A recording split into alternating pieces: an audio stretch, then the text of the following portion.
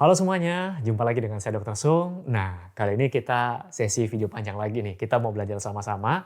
Tiba-tiba saya kepikiran mau bikin video apa. Ini sudah sore, hampir jam 5. Masih ada matahari ya. Semoga videonya masih jelas. Kali ini kepikiran karena kemarin saya lagi dapat banyak pasien yang ingin menurunkan berat badan. Tanyanya gini ke saya nih, "Dok, saya sudah tidak makan nasi dok. Kalau makan nasi cuma separuh, tapi kok berat badan saya tidak turun-turun." Banyak nih yang kasus seperti ini. Apakah Anda mengalami hal yang sama? Kalau iya, atau Anda yang ingin belajar lebih lanjut, silakan Anda pasang earphone Anda atau pasang headset Anda supaya bisa lebih fokus, tidak terdistrak kiri kanan. Tapi sebelum saya lanjut, silakan buat Anda yang mau support channel ini supaya bisa lebih besar lagi, silakan klik subscribe di bawah, nyalakan notifikasinya. Oke, kalau sudah, kita mulai. Nah, dari pertanyaan tersebut, jadi mereka sudah mengurangi porsi nasinya. Nah, biasanya kalau sudah seperti itu, pertanyaan saya adalah, "Bu, kalau sudah ngurangi nasinya," atau "Pak, kalau sudah ngurangi nasinya lapar dong. Boleh cerita enggak makanan sehari-harinya apa atau lauknya apa?" "Ya normal dok," jawabannya gitu. "Ya normal dok, kayak orang biasanya, makan biasanya." "Iya, biasa bapak atau ibu akan beda dong dengan saya. Saya biasanya makan apa dengan bapak biasanya makan apa kan beda. Boleh cerita makan pagi apa, siang apa, malam apa, kalau ada nyemil-nyemilnya apa?" Mulailah si pasien ini bercerita nih. Jadi saya ambil salah satu contoh dari satu pasien. Ya, karena etika dokter saya tidak boleh sebut nama kan. Ini contoh kasus nih. "Pagi dok, saya biasanya cuma makan bubur. Jadi cuma makan bubur, bubur ayam. Jadi ada bubur, ada ayam, ada bawang goreng dikit. Kadang saya kasih telur asin dok separuh, takut kolesterol naik." Oke, itu yang pagi nih. Kemudian siang makan ada nasi ya, biasanya beli nasi campur atau nasi kuning. "Nasinya saya sudah kurangi separuh dok, jadi saya minta penjualnya kurangi separuh. Telurnya juga separuh dok, supaya tidak kolesterol naik dok, karena saya punya kolesterol juga, trigliserid saya tinggi," katanya gitu. Oke, kalau nasinya dikurangi separuh terus lauknya apa aja? Jadi pakai telur separuh, pakai mie ya, mie coklat biasanya atau mie ya ada mie-nya, kemudian ada keripik kentang di sana, ada perkedel di sana, ada dadar jagung di sana. Terus apalagi Bu? Kan saya kejar nih, lauknya apa? Ada ikan tongkol kadang sepotong kecil sama kadang pakai ayam, ganti-ganti nih antara tongkol atau ayam. Tapi telurnya pasti separuh dok, karena kolesterol saya tinggi, biasanya gitu. Kemudian malam tidak makan dok. Nah sebelum malam dia jelaskan, saya tanya, apakah di antara makan pagi dan makan siang ada nyemil? "Ya kalau lapar kadang-kadang dok, saya cuma makan roti 3 lembar, roti tawar loh dok, nggak pakai gula, nggak pakai coklat, nggak pakai meses gitu." Oke, roti tawar nih ya. Ya, pagi bubur, karbohidrat ya. Ayamnya kan cuma dikit nih, cuma ditabur di atasnya. Terus nyemil, karbohidrat lagi, roti tawar 3 nih, 3 lembar. Kita sama-sama belajar ya. Siang, dari nasi yang separuh, mie itu karbohidrat, perkedel juga karbohidrat kan dari kentang. Kemudian ya karbohidrat yang digoreng nih. Kemudian apalagi? Keripik kentang, karbohidrat juga kan kentang digoreng. Kemudian dadar jagung, jagung juga termasuk karbohidrat. Dan protein kecil ya, tongkol atau ayam biasanya kan kecil tuh. Jadi makan 3 kali makan sudah nih, termasuk nyemilnya udah karbohidrat semua nih. Sore biasanya ngapain? Kalau lapar cari apa?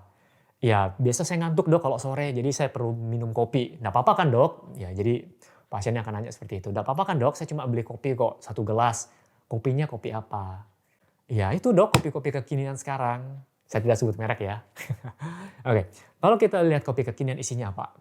Oke, ada kopinya, banyak susunya, banyak gulanya. Ya, kopi kekinian. Sekarang gampang nih, kita tinggal pesan lewat ojol, udah datang dah ke tempat kita. Kita tidak jalan lagi sana. Kemudian malam hari. "Malam saya sudah tidak makan dok, tapi itu dok kok susah sekali turun berat badannya." "Boleh cerita Bu atau Pak, makannya apa kalau malam?" Nah, pasiennya cerita nih, kalau malam biasanya cuma bikin jus, smoothies gitu lah, jus.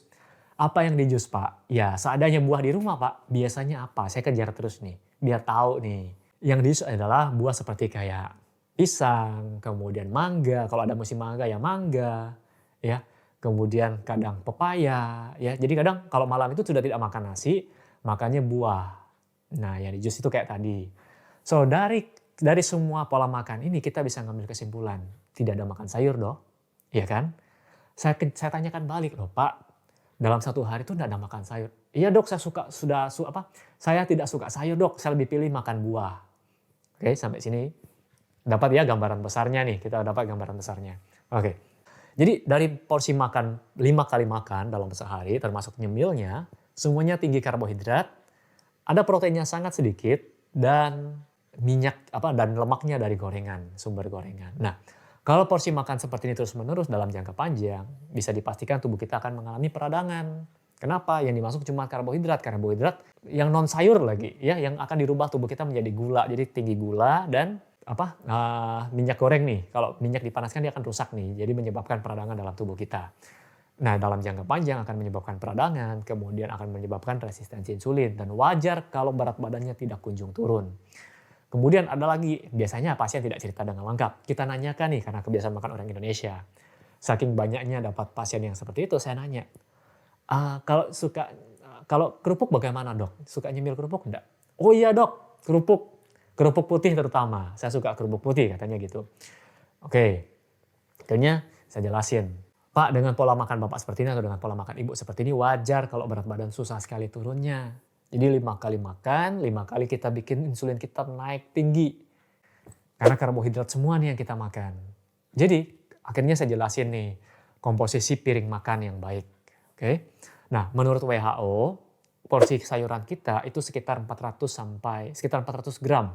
Nah, biasanya saya sarankan ke pasien itu sekitar 500 gram, ya, atau setengah kilo. Jadi caranya gimana? Nah, Anda semua yang dengarkan video ini, caranya adalah Anda siapkan sayur yang Anda ingin makan, ya. Sebelum Anda cuci, Anda timbang dulu nih. Dicampur, misalnya ada brokoli, ada pok choy di sana, ada toge, ada apa semua. Anda timbang dulu nih setengah kilo. Setelah itu baru Anda cuci. Kalau Anda cuci dulu ya berat airnya dong, ya. Jadi saya biasanya sarankan sih lebihkan sekitar berapa gram gitu, sekitar 25 gram atau sekitar 50 gram, 550 gram. Kenapa? Karena nanti Anda buang, misalnya kayak tangkai brokolinya Anda buang kayak gitu.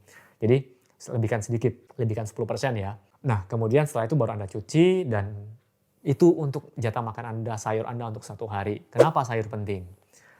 Sayur ini pada saat kita makan, saya tidak larang Anda untuk mengkonsumsi nasi, oke? Cuman memang perlu dibatasi, apalagi Anda yang sudah kegemukan, sudah mulai mengalami resistensi insulin.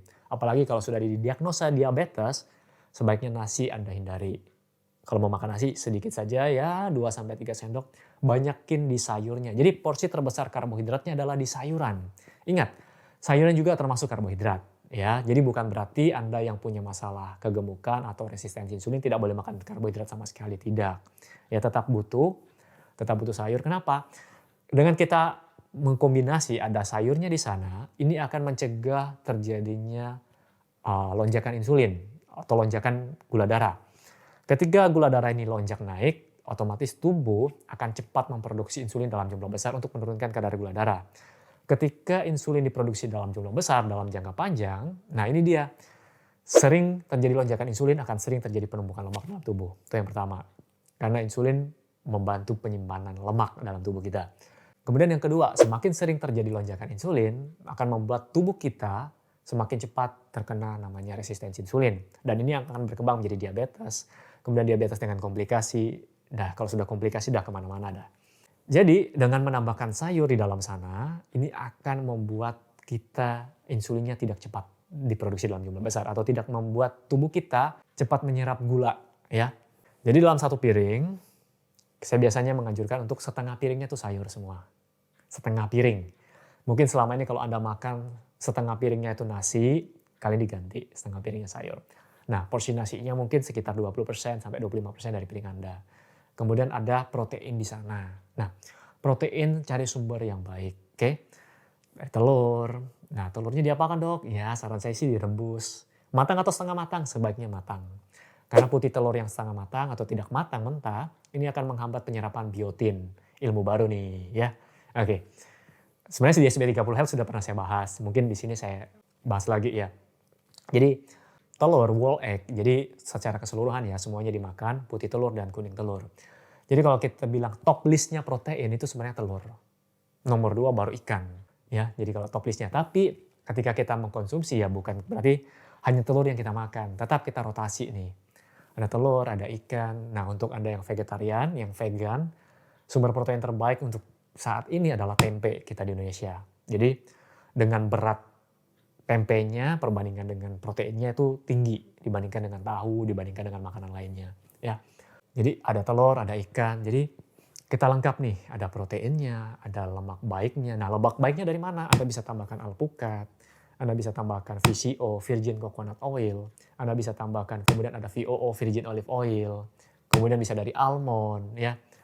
Jadi kita mendapatkan karbohidrat ada, kita mendapatkan protein juga ada lemak yang baik, kemudian ada sayur-sayuran ya. Nah, kalau pola makan Anda seperti ini akan memperbaiki nih masalah-masalah. Misalnya Anda yang sudah resistensi insulin, kemudian Anda yang sudah punya masalah dengan kegemukan, ini akan pelan-pelan akan berangsur normal dengan sendirinya. Itu tadi dari sisi makanan, kemudian dari lifestyle Anda secara keseluruhan. Ya. Dan biasanya pasien-pasien yang kegemukan saya anjurkan untuk intermittent fasting. Tentu saja secara bertahap dong, ya. Misalnya saya lihat nih pola makannya seperti itu, saya akan mulai mundur, ya. Jam makannya dimundurin, kemudian makan malamnya dimajuin atau dimundurin tuh. Jadi lebih mepet. Jadi jarak dia untuk tidak makan atau berpuasanya jauh lebih panjang. Jadi pada saat kita tidur sampai kita bangun kembali itu nanti dihitung nih berapa jam. Minimal targetnya yang saya sarankan adalah sekitar 16 jam. Jadi 16 banding 8. 8 jam jendela makan, 16 jam Anda berpuasa. Seharusnya ini mudah untuk dilakukan ya. Kalau Anda yang belum terbiasa mungkin boleh lakukan mulai dari 14 jam, naik pelan-pelan jadi 15 jam, naik lagi jadi 16 jam dan seterusnya. Oke? Dan ini tidak bersifat absolut. Jadi harus ketat seperti itu sepanjang tahun, tidak. Sesuaikan ya dengan kebutuhan. Misalnya dalam seminggu Anda bisa lakukan 5 kali, itu udah bagus ya. Itu akan sangat membantu. Nah kemudian, jadi pada saat Anda jendela makan, ini juga penting apa yang Anda makan. Kemudian berapa banyak yang Anda makan, ini sangat penting. Anda lakukan intermittent fasting, sebenarnya ini memberikan kesempatan buat tubuh Anda untuk menggunakan energi yang berlebih nih dalam tubuh nih. Energi yang sudah disimpan sebagai cadangan energi. Nah cadangan energi inilah yang kita gunakan pada saat kita fasting atau berpuasa.